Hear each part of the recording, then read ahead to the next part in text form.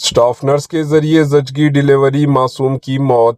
ریاستی دارالحکومت شہر حیدرآباد کے سوریا نگر ملاپور کے گورنمنٹ اسپتال میں ایک افسوسناک واقعہ پیش آیا، جہاں 20 سالہ پریگننٹ خاتون کویتا کو زچگی ڈیلیوری کے لیے شریک کیا گیا تھا۔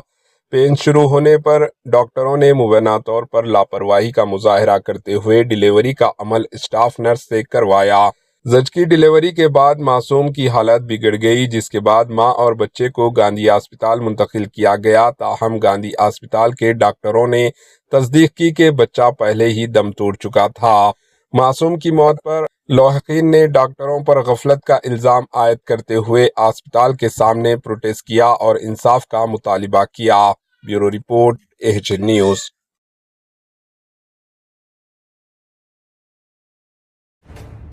AHN نیوز کے YouTube چینل کو سبسکرائب کریں اور بیل آئیکن کو دبانا نہ بھولیں تاکہ آپ کو ہر نئی آنے والی ویڈیو کا نوٹیفیکیشن بر وقت مل سکے۔